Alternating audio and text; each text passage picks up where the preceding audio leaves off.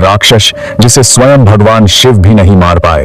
प्राचीन काल में तारकासुर नाम का एक अत्यंत शक्तिशाली असुर था। उसने अपार शक्ति प्राप्त करने के लिए घोर तपस्या की और अपनी साधना से ब्रह्मा को प्रसन्न कर लिया। जब ब्रह्मा जी प्रकट हुए तो तारकासुर ने बड़ी चतुराई से वरदान मांगा कि उसकी मृत्यु केवल भगवान शिव के पुत्र के हाथों ही हो।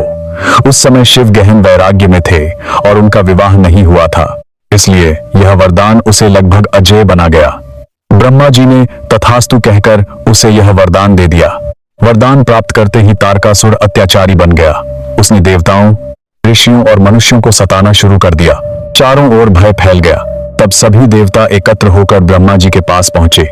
ब्रह्मा जी ने उन्हें बताया कि इस संकट का समाधान केवल एक ही है, भगवान शिव और माता पार्वती का विवाह और उनके पुत्र का जन्म, क्योंकि वही तारकासुर का वध कर सकता है। उसी समय माता पार्वती भगवान शिव को पति रूप में पाने के लिए कठोर तपस्या कर रही थी। वे उसी स्थान पर रहकर शिव की सेवा भी करती थी। देवताओं ने योजना बनाई और प्रेम के देवता कामदेव को भेजा ताकि वे शिव का ध्यान आकर्षित करें। वसंत ऋतु का मनोहर वातावरण बना और कामदेव ने अपने पुष्प बाण से शिव के हृदय पर प्रहार किया। जैसे ही शिव का ध्यान टूटा, उन्होंने क्रोध में अपना तीसरा नेत्र खोल दिया और उसी क्षण कामदेव भस्म हो गए। यह दृश्य देखकर उनकी पत्नी रति विलाप करने लगी।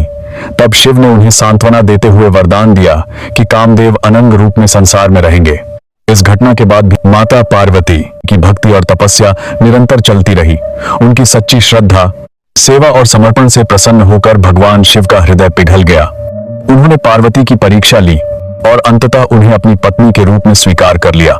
हिमालय में उनका दिव्य विवाह संपन्न हुआ, जिसे देखकर समस्त देवता प्रसन्न हो उठे, क्योंकि अब तारकासुर के अंत का मार्ग तैयार हो चुका था।